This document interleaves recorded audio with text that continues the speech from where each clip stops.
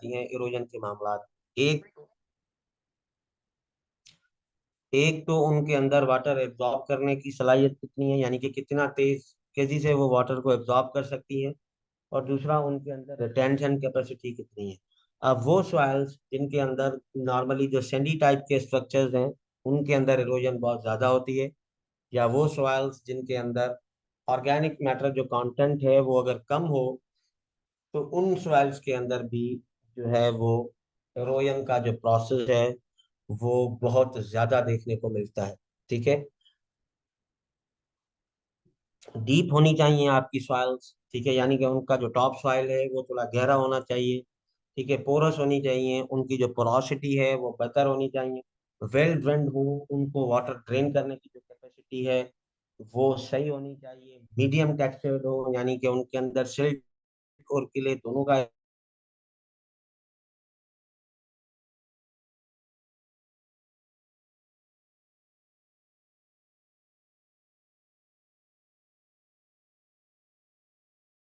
एक कॉम्बिनेशन होता है। अब यहाँ पर देखिए टॉप सॉइल और सब सॉइल में फर्क होता है। टॉप सॉइल वो फर्टाइल लेयर होती है सॉइल की, जिसके अंदर जो है वो आपकी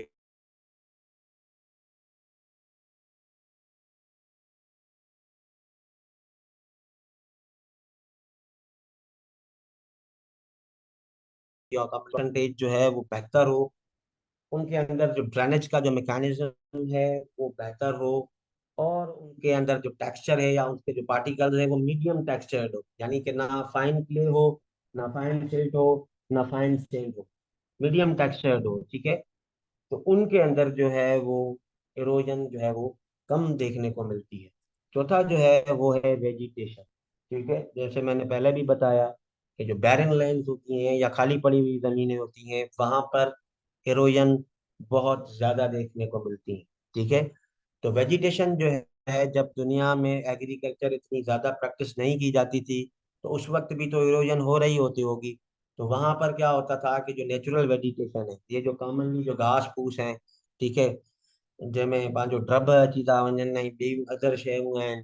ठीकु आहे। So many things can come over there. So we need to think about that कि भाई जो नेचुरल वेजिटेशन है, यानी कि जो वीड्स हैं हमारे या जो ग्रास की स्पीशीज है, वो उन सॉइल्स के अंदर जो है वो हो रहे होते थे, and that specifically protected the soils from being eroded। So vegetation जो है एक बहुत इंपॉर्टेंट चीज है। ये रिड्यूस करती है।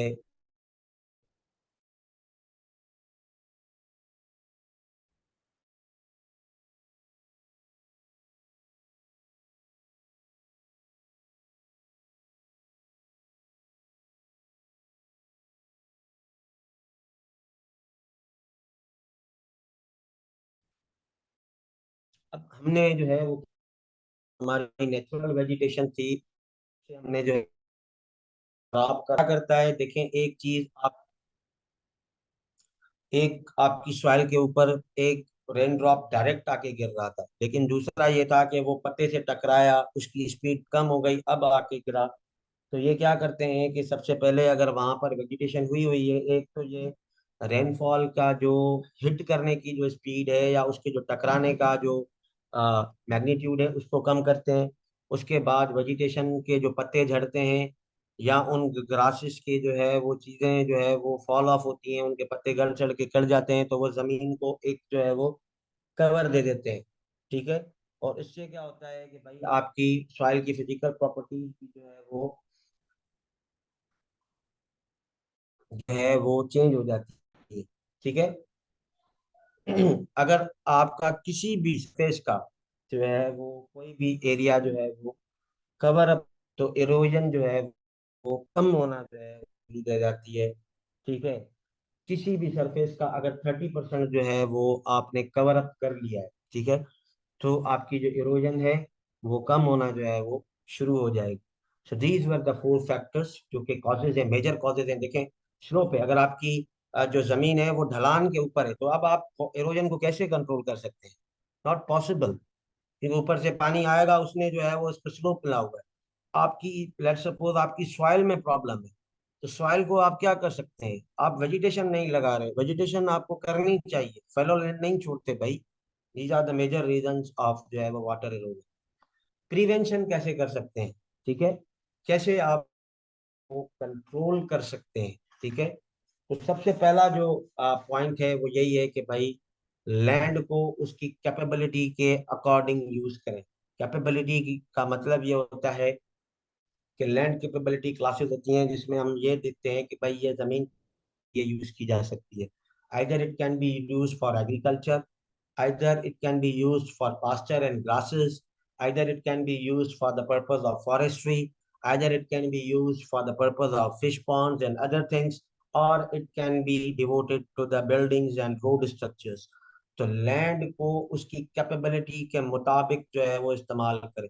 अगर एक ऐसी जमीन, अब आप कहें कि भाई मैं जो है ना वो सेलाइन लैंड के ऊपर जो है ना वो बिल्डिंग बनाऊंगा, रेत के ऊपर पक्का मकान खड़ा करूंगा ट्रिपल स्टोरी, तो वो लोग आपको आके कहेंगे आप बेवकूफ हो, क्योंकि आप उसकी कैपेबिलिटी के हिसाब से उसको जो है यूटिलाइज नहीं कर रहे हो। अब ये है कि इसकी कंजर्वेशन करने का बेहतर तरीका यही होता है सॉइल का, कि आप उसकी कैपेबिलिटी के हिसाब से जो है वो उसको कंट्रोल करना या यूज करना शुरू कर दें। कि भाई पहले तो आप देखें कि ये जो पेच ऑफ लैंड है ये है कहाँ पर। ढलान के ऊपर है तो एग्रीकल्चर करना फजूल है, रोज बारिशें होंगी, रोज आपका फसल जो है उड़ा के ले जाए। दूसरी जो बात होती है वो यही होती है कि रिटेन रेन वाटर। ठीक है, रेन वाटर हार्वेस्टिंग, या ये आजकल तो बहुत ज्यादा दुनिया इसके ऊपर लगी हुई है ये, लेकिन पाकिस्तानी हम अल्लाह के आश्रय पर है। हम आज तक इसको जो है वो संभाल ही नहीं पाए। जब भी बारिश ज्यादा होती है हम खुश होने के बजाय परेशान हो जाते हैं कि भाई अब क्या होगा। अब क्या होगा भाई, खेतों में पानी जाएंगे, वाटर टनल टूटेंगे, और बारिश होगी, सैलाब आएगा, डैम टूटेंगी, दरिया को जो है वो कट लगेगा, हम सारे डूब जाएंगे। So these problems are occurring frequently with us because we are not working on rainwater harvesting. हमें पता ही नहीं है कि हमें क्या करना चाहिए। 7 में भी सैलाब आया, 10 में भी, 16 में आया, फिर अब 20 में आ गया, फिर 22 में आ गया। हमने मजाक समझ रखा है। ठीक है, हम कच करते खुद नहीं है। We are not working for the betterment of our self, and at the end of the day हम उसको नेचुरल डिजास्टर बना देते हैं कि भाई कुदरती आफत थी। अरे भाई तो आप उसके लिए कुछ करो ना, उसकी हार्वेस्टिंग की कुछ टेक्निक बनाओ। अब यही अगर चलता रहा तो फिर तो हम हर 2-3 साल के बाद अब डुबोते रहेंगे, क्योंकि क्लाइमेट चेंज हो गया है। अब इस साल बारिशें बता रहे हैं लेकिन हुई नहीं है। अब ये होंगी जब अगले साल अगर हो जाती है तो फिर हम क्या करेंगे, फिर वही कहेंगे भाई अल्लाह की मर्जी है, ये हिसाब है, हमारे अमाल ऐसे हो गए, हमारे फला हो गए। बस भाई हमारे सिर्फ पाकिस्तानियों के खराब है, बाकी दुनिया तो सारी शरीफ है। तो this is the problem with us कि हमें पता ही नहीं है कि हम रेन वाटर को किस तरीके से यूटिलाइज कर सकते हैं। ये एक कुदरत की नेमत है जिसको हमने अपने लिए आफत बनाया हुआ है। ठीक है, तो रेन वाटर को भी जो है वो रिटेन करना जो है वो हमें सीखना चाहिए। हम अपनी सॉइल्स को उस तरीके से जो है वो करें ताकि इससे जो है वो हमें फायदा हो। Minimize run off, run off को जो है वो मिनिमाइज करना चाहिए। ठीक है, इसका मतलब यही है कि अगर आपकी सॉइल्स के अंदर वाटर रिटेन करने की सलाहियत ज्यादा होगी तो ये वाटर ऊपर सरफेस पे आएगा ही नहीं, और आएगा नहीं तो आगे बहेगा कैसे। तो आपको जो है वो ऐसी प्रैक्टिसेस अडॉप्ट करनी चाहिए कि जिससे आपका जो रेन वाटर है वो आपकी जमीन में ही रहे, यानी कि अंदर चला जाए। इतनी बेहतर आपको उसको जो है वो बनाना चाहिए। उससे क्या होगा कि आपका रन ऑफ जो है वो कम हो जाएगा, बहुत कम पानी होगा जो आपकी ऊपर वाली सरफेस के ऊपर से गुजर के जाएगा। उससे ये होगा कि इरोजन खुद ब खुद खत्म हो जाएगी। अब हमारे पास क्या होता है कि हम जमीन को सही तरीके से टिलेज ही नहीं करते उसकी। हमने उसके अंदर मशीनें लगा लगा के उसके अंदर इतनी कॉम्पेक्शन कर दी है कि हमारा इरिगेशन वाटर जो किसी दौर में एक दिन में सूख जाती थी अब 6 दिन में जाके सूखती है। So we are not working on that. लेकिन टिलेज जो है वो मदर है एग्रीकल्चर की। अगर आपने जमीन की प्रिपरेशन सही नहीं की, आप कितनी अच्छी सीड लगा लो, कितने अच्छा जो है वो दवाइयां ले लो, कुछ नहीं होगा। तो जब आप रिटेन रेन वाटर को रिटेन करने की प्रैक्टिसेस के हवाले से सोचेंगे, वेजिटेशन वहां पर लगा देंगे, अपनी सॉइल को जो है वो डीप तक जो है वो फ्लो करेंगे, ताकि उसके नीचे जो है वो डीप लेयर्स पर अगर कोई कॉम्पेक्शन है या कोई वो रुकावट है तो वो बन जाए, उसकी ड्रेनेज को बेहतर करेंगे, उसकी पोरोसिटी को जो है वो मॉनिटर करते रहेंगे, कम से कम मशीन का और अच्छी किस्म की मशीनरी का यूज करेंगे, तो फिर क्या होता है कि आपका जो रेन वाटर है वो आपकी जमीन में रहेगा, ऊपर सरफेस पे रन ऑफ कम होगा, और जब रन ऑफ कम होगा तो फिर ये होता है कि आपकी जो है वो सॉइल जो है वो इरोजन से। स्टोर सरप्लस वाटर, ये हम करते ही नहीं है। ये हम क्यों करेंगे? हमें तो मौका चाहिए कि दूसरे का जो है वो नुकसान करने का। मेरी जरूरत ही नहीं है, मेरा पानी भर गया, मेरा वारा चल रहा है, नहीं भाई मैं नहीं दूंगा। तो हमें कुछ ऐसी प्रैक्टिसेस करनी चाहिए कि जिससे हम क्या करें कि जो ऊपर से जो वाटर जो बह के आ रहा है हमारी जमीनों का, वो हम स्टोर कर लें कहीं पर, ताकि जब हमारे पास इरिगेशन वाटर मौजूद ना हो। ठीक है, इसमें ये होता है कि आप क्या कर लें, अपनी फील्ड्स के बराबर में बड़े बड़े से तालाब बना लें, कि जब बारिश होगी आप अपना ड्रेनेज का जो वाटर है वो उसके अंदर डाल दें। फिर जब आपका कैनाल बंद है, तो बजाय इसके कि आप ट्यूबवेल वाटर को यूज करें, आप उस पानी को जो है वो यूज कर सकते हैं। उसके बाद जो है वो यही है कि भाई सॉइल की फर्टिलिटी को मेंटेन करें, ज्यादा से ज्यादा ऑर्गेनिक मैटर यूज करें, फार्म यार्ड मैन्योर की एप्लीकेशन को यकीनी बनाएं, ताकि आपकी जो सॉइल के जो पार्टिकल्स हैं उनकी आपस में जो बाइंडिंग है वो तगड़ी हो जाए, मजबूत हो जाए, और वो इरोजन को रेजिस्ट करने में जो है वो आगे बढ़ जाए। तो ये होता है सॉइल फर्टिलिटी को इम्प्रूव करने का। अब इसमें क्या है कि आप क्रॉप के रेजिड्यूज को वहां पर रख दें, जलाएं नहीं, ऊपर जमीन के ऊपर बिछा दें। अब इससे दो फायदे होते हैं, ये रेजिड्यूज जब डिकम्पोज हो जाएंगे तो आपकी सॉइल को न्यूट्रिएंट्स भी मिल जाएंगे, और इनकी वजह से आपका जो रेन वाटर है या जो आपका जो रन ऑफ है उसकी स्पीड कम हो जाएगी, क्योंकि ये जब चीजें उसके साथ टकराएंगी बीच में, तो वो डायरेक्टली पहले तो उन चीजों को जो है वो मूव करने की कोशिश करेगा, उसके बाद आपकी जो सॉइल है वो उसके साथ कांटेक्ट में आएगी। और ये है कि भाई जो नॉन एरेबल लैंड्स हैं या वो लैंड्स जिनके ऊपर अभी आप जो है वो एग्रीकल्चर परफॉर्म नहीं कर रहे, नॉन एरेबल हैं, उनको इफेक्टिवली जो है वो यूज किया जाए। ठीक है। अब बाज़ औक़ात क्या होता है कि ये ऐसी लैंड होती हैं जहाँ पर हम कुछ कर रहे तो नहीं होती हैं, क्योंकि ये खाली पड़े हुए मैदान है, पानी और ज्यादा यहाँ पर नुकसान पहुंचा देता है। तो अगर इनके अंदर एग्रीकल्चर नहीं हो सकती, तो आप इनके अंदर हुड़ी लगा दें, दरख्त लगा दें। ठीक है। इससे ये होता है कि आपको दरख्त विंड ब्रेक्स का काम कर लेंगे। आपका जो दरख्त है वो आपको जो है वो वुड अलग प्रोवाइड करेगा। तो इनको इफेक्टिवली जो है वो यूज करना जो है वो स्टार्ट कर दें। Now these were the 6 to 7 जो है वो चीजें थी जिनकी वजह से हम जो है वो वाटर इरोजन को कर सकते हैं। लैंड को उसकी कैपेबिलिटी के अकॉर्डिंग अगर आपने यूज करना शुरू नहीं किया, तो फिर आप फंस जाएंगे। इसका मतलब ये है कि अगर किसी लैंड में पोटेंशियल है, वो आपको एग्रीकल्चर दे सकती है, तो आप उसके अंदर वेजिटेशन लगाएं। ठीक है, उसको कवर अप कर लें, खाली नहीं छोड़ें। ओके, सो दूसरा जो टाइप है इरोजन का वो है विंड इरोजन। विंड इरोजन जो है वो एक ऐसा प्रोसेस है जिसमें जो है वो फोर्स ऑफ विंड जो है वो ट्रांसपोर्ट करती है सॉइल के पार्टिकल्स को एंड सेडिमेंट्स को from one location to another. ये वो जो मैं आपके साथ बात कर रहा था कि भाई मिट्टी का तूफान आ रहा है, तो ये मिट्टी का तूफान जब मिट्टी जहाँ से चलती है, ठीक है ना, इसका जो है वो एक सेंटर पॉइंट होता है जहाँ से चलना जो है वो शुरू होती है। आई डोंट नो ये क्या कहते हैं, लेकिन सिंधी में हम उसे कहते हैं वाचूड़ो तो घूमे पियो। ठीक है ना बाबा, वाचूड़ो आयो खड़ी हलियो यो। तो ये इतनी फ्रीक्वेंट होती है या इतनी विंड तेज होती है कि छतें उड़ा के ले जाती है। कच्चे मकानों की, गांव के अंदर जो टीन की छतें होती हैं बेसिकली, वो उड़ा के ले जाती है। ठीक है। तो ये इसको हम कहते हैं विंड इरोजन। अब देखें कि जो पाउडरी मटेरियल होता है आपकी सॉइल के ऊपर, वो उड़ के जो है वो आसानी से चला जाता है from one location to another. Wind erosion जो है वो एक सीरियस कंसर्न है या प्रॉब्लम है स्पेसिफिकली इन ड्राई रीजन्स, खुश्क जो है वो जगहों के अंदर, जहाँ की जो सॉइल्स हैं वो लूज हैं या ड्राई हैं। ठीक है, लूज का मतलब ये है कि उनकी जो पार्टिकल्स हैं उनकी आपस में बॉन्डिंग सही नहीं है, जस्ट लाइक सेलाइन सॉइल। ठीक है। या तो फिर वो ड्राई रहती है। ठीक है ना, पानी भी तो चाहिए ना, जमीन को अगर आप पानी नहीं दोगे तो वो ड्राई रहेगी, और ड्राई मिट्टी को उड़ाना बहुत आसान है। हम छिड़काव क्यों करते हैं? कभी सोचा है किसी ने कि हम ये जो गली में जो है ना वो बाल्टी भर के खड़े हो जाते हैं कि भाई लगाओ उसके ऊपर पानी? तो हम जो छिड़काव करते हैं वो इसी वजह से ही करते हैं कि भाई ये मिट्टी ड्राई है, हवा लगेगी उड़ के मुंह में आएगी। अभी हमने इसको गीला कर दिया, अब ये क्योंकि ये गीली हो गई तो इनकी आपस में बाइंडिंग हो गई, पार्टिकल्स जो है वो सेटल डाउन हो गए, पानी की उनके ऊपर लेयर आ गई, अब ये उड़ेंगे नहीं। तो ये देखें, काम हम सारे वही कर रहे होते हैं प्रैक्टिकली, छिड़काव वगैरह ये वो करना, लेकिन अब इनको थोड़ा टेक्निकली हम समझ रहे हैं। तो ये ड्राई रीजन्स के अंदर जो है वो विंड इरोजन बहुत ज्यादा होता है, जहाँ की सॉइल्स लूज होती हैं और ड्राई होती हैं।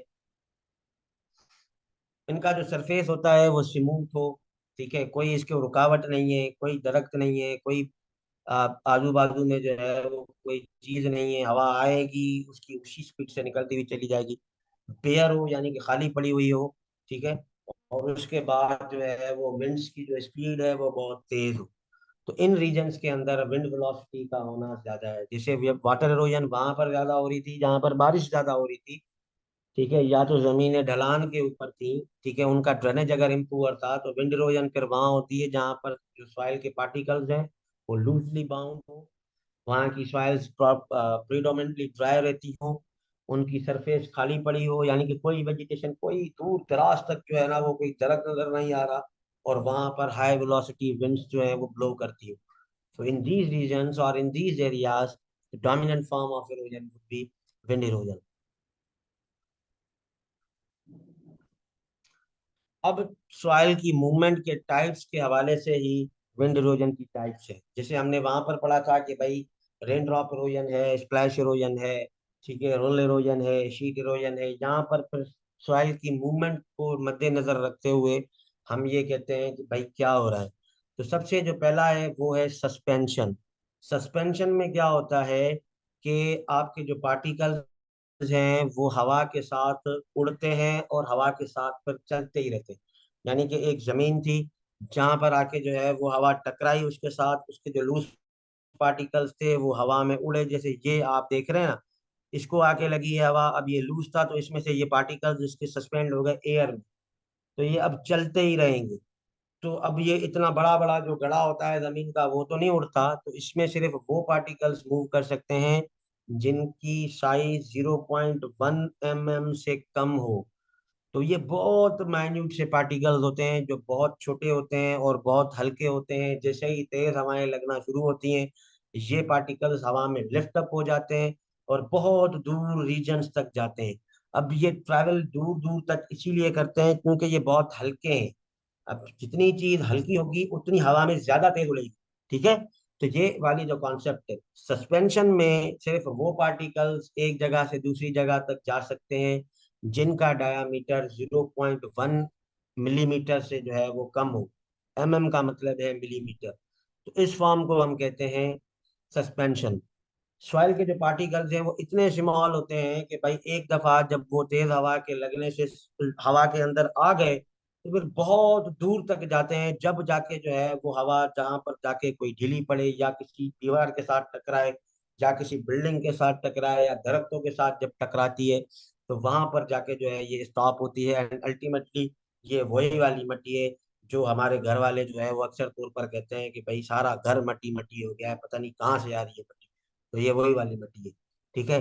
बात औकात आपने देखा होगा कि अगर कहीं पर रोड वगैरह बन रहे होते हैं, कंस्ट्रक्शन का काम होता होता है, कहीं कोई बिल्डिंग्स बन रही होती हैं, तो उनके जो इर्द गिर्द के इलाके हैं वहां पर मिट्टी का बड़ा अजाब होता है। मिट्टी उड़ रही होती है ऐसे जैसे जो है ना वो किसी ने जो है ना वो उसका जो है ना वो बरसात की हुई हो मिट्टी की। तो ये जो हमारे घरों में मिट्टी आती है वो आमतौर पर ये वाली होती है, क्योंकि हवा जहाँ से आई थी अब हमारे पास तो पता नहीं कहाँ से आ रही है। तो ये चलती चलती पार्टिकल्स को उठाती उठाती लेकिन आखिरकार जहां पर जाके रुकेगी सारी डंपिंग उधर हो जाएगी, और फिर हम रोते रहेंगे कि यार सारा घर मट्टी मट्टी हो गया। This is called as suspension. Suspension का मतलब ये है कि तेज हवा के चलने से जब पार्टिकल्स हवा का हिस्सा बन जाएं और बहुत दूर जाके जो है वो डिपॉजिट हो, तो ऐसी मूवमेंट ऑफ सॉइल पार्टिकल्स को कहते हैं सस्पेंशन। यानी कि एक दफा वो जब हवा में आ गए तो अब गिरेंगे वहां पर जाके जहां पर आपकी जो है वो विंड जो है उसकी स्पीड कम हो जाएगी, ठीक है। तो पहला तो फॉर्म ये है। अब इसमें सिर्फ वो पार्टिकल्स जो है वो ट्रैवल करते हैं या मूव करते हैं जो प्रैक्टिकली बहुत छोटे होते हैं, और यही वजह है कि ये लॉन्ग डिस्टेंसेस जो है वो ट्रैवल करते हैं। दूसरी मूवमेंट होती है क्रीप। क्रीप का मतलब है रेंगना, ठीक है। जैसे ये आप देख रहे हैं यहाँ पर, देखें क्रीप क्या है। क्रीप ऐसी मूवमेंट है या ऐसी फॉर्म है जिसके अंदर 0.5 mm से जो पार्टिकल्स बड़े होते हैं वो मूव करते हैं। 0.1 mm छोटा है, 0.5 mm बड़ा है, और 0.5 mm से भी बड़े वाले जो पार्टिकल्स हैं, ठीक है। तो इसका मतलब ये है कि क्रीप जो है वो सस्पेंशन के मुकाबले में ज्यादा बड़े पार्टिकल्स की मूवमेंट को कहा जाता है, जिनका साइज 0.5 mm से ज्यादा हो। इसमें क्या होता है कि पार्टिकल्स जो है वो हवा में लिफ्ट नहीं होते, बल्कि हवा की वजह से रेंगते रहते हैं। जैसे हमारा कोई कागज गिर जाता है ना, तो वो उड़ के नहीं जाता हवा की वजह से, ठीक है। वो क्या करता है, पहले हवा लगी, थोड़ा आगे ट्रेवल हुआ, फिर हवा लगी, फिर आगे चला गया, फिर आगे चला गया, अल्टीमेटली एक जगह पर जाके रुक जाता है। तो इससे क्या होता है कि भाई क्रीप के अंदर जो पार्टिकल्स हैं वो हवा का हिस्सा नहीं बनते, बल्कि हवा के लगने की वजह से सॉइल की सरफेस के ऊपर रेंगते रहते हैं और रोल होते हुए लगते हैं, और अल्टीमेटली ये चलते ही रहते हैं। जैसे आप ये देखें ना, ये उड़ा है ही नहीं। अब ये पार्टिकल जो है वो इसको आके लगा, कुछ तो सस्पेंड हो गए, लेकिन कुछ ये, अब ये देखें ये चल रहा है। ये पहले यहाँ तक पहुंचा, फिर हवा लगी, फिर यहाँ तक पहुंचा, फिर हवा लगी, फिर यहाँ तक पहुंचा, फिर हवा लगी, फिर यहाँ तक आएगा। लेकिन अगर ये यहाँ से उड़ के सीधा यहाँ तक आता तो हम इसको कहते हैं सस्पेंशन। सस्पेंशन में जो पार्टिकल्स हैं वो हवा में लिफ्ट हो जाते हैं, और एक दफा जब वो लिफ्ट हो जाएं, ये इतने हल्के होते हैं कि जब एक दफा हवा में लिफ्ट हो जाते हैं तो फिर गिरते सिर्फ वहां जाके हैं जहां पर हवा रुकती है।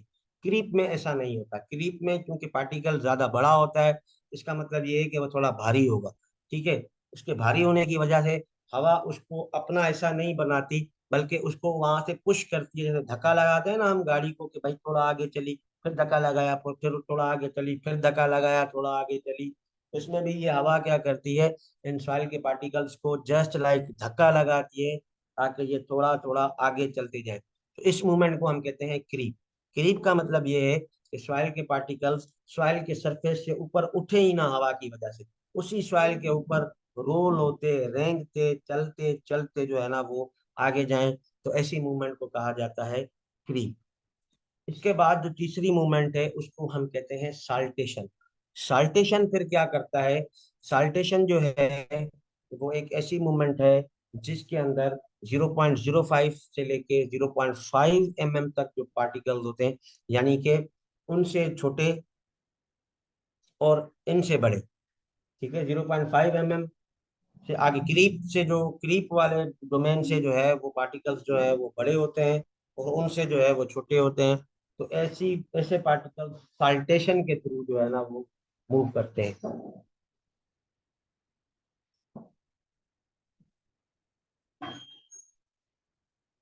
ठीक है। अब ये साल्टेशन में क्या होता है, साल्टेशन में फिर ये होता है कि मटेरियल एक दफा हवा में लिफ्ट हो गया, फिर गिर जाएगा, ठीक है। फिर उसको हवा ऊपर उठाएगी, फिर जो है वो गिर जाएगा, फिर ऊपर उठेगा, फिर गिर जाएगा। यानी कि ये शॉर्ट लीप्स एंड जो है ना वो डिस्टेंसेस जो है ना वो कवर करता है, ठीक है। तो सस्पेंशन में जो एक बार हवा का हिस्सा बन गया वो वहां जाके गिरेगा जहां पर हवा रुकेगी। क्रीप में फिर हवा का हिस्सा बनता ही नहीं है, हवा उसको जमीन की सरफेस से उठाती ही नहीं है, क्योंकि इसका साइज बड़ा होता है, ठीक है। तो ये साल्टेशन में क्या होता है कि पार्टिकल्स थोड़ा हवा का हिस्सा बनते हैं, उड़ते हैं, फिर हवा में रहते हैं, फिर गिर जाएंगे, फिर हवा लगेगी, फिर उड़ेंगे, हवा का हिस्सा बनेंगे, फिर गिर जाएंगे। इस तरीके से ये जो है वो छोटे छोटे गैप्स के अंदर जो है वो डिस्टेंसेस ट्रेवल करते हैं, ठीक है। तो ये थी विंड इरोजन। अब हम एक छोटा सा जो है वो ओवरव्यू करते हैं कि भाई पाकिस्तान के अंदर इरोजन का मसला कहाँ कहाँ पर और कितना पाया जाता है। This slide is very important, ठीक है, क्योंकि इसके अंदर डेटा है। और ये स्लाइड जो है वो इम्पोर्टेंट इसी वजह से है कि इसके अंदर जो नंबर्स हैं, नंबर्स को याद रखना बहुत जरूरी होता है।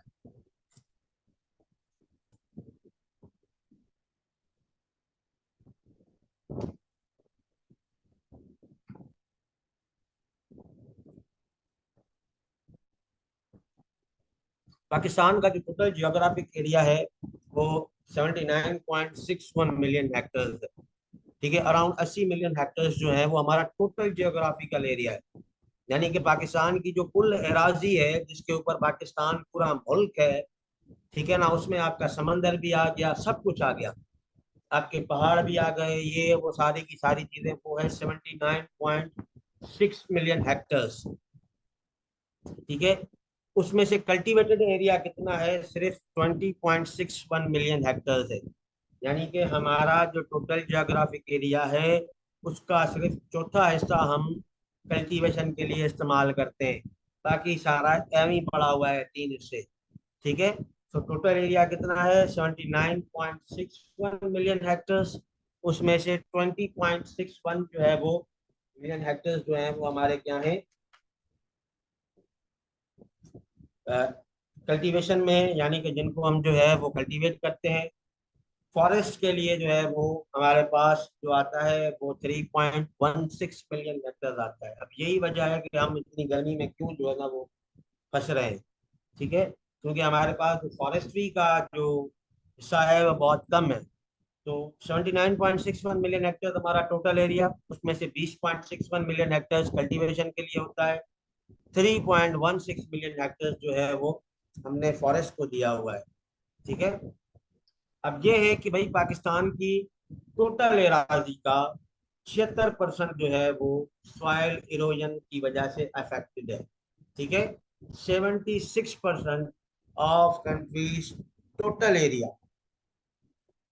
ठीक है, 76% टोटल एरिया, इसका 76% नहीं है, ये इसका 76% है। यानी कि जितना भी आपके पास टोटल एरिया है उसका 76% जो है वो रिपोर्ट किया जाता है कि भाई इरोजन से इफेक्ट है। उसमें से अगर हम दोनों टाइप्स को अलग अलग करें तो भाई 36% जो है वो वाटर इरोजन से अफेक्टेड है, और 40% जो है वो विंड इरोजन से अफेक्टेड है। हो गया 76। अब 76 को अगर आप तोड़ेंगे तो भाई विंड इरोजन में कितना आता है, 40% जो है वो विंड इरोजन से जो है वो अफेक्टेड है, और 36% जो है वो वाटर इरोजन से जो है वो अफेक्टेड है। इसका मतलब ये है कि पाकिस्तान के अंदर अगर हम इरोजन की टाइप्स को देखें तो वाटर इरोजन थोड़ी सी ज्यादा पाई जाती है, एज सॉरी विंड इरोजन जो है वो थोड़ी सी ज्यादा पाई जाती है as compare to water erosion.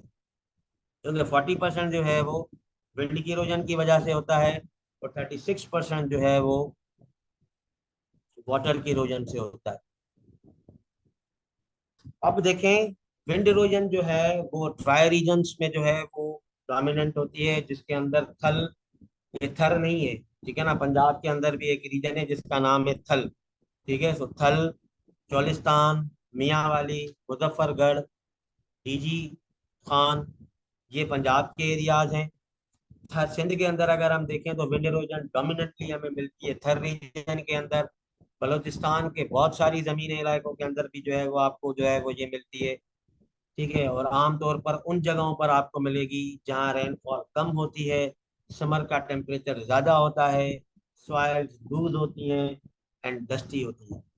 जबकि हम वाटर इरोजन की बात करें तो वाटर इरोजन हमें नॉर्दर्न जो हमारा एरिया है, हिली एरियाज के अंदर, कोटोआर प्लेटू के अंदर, हमारा जो हिमालय का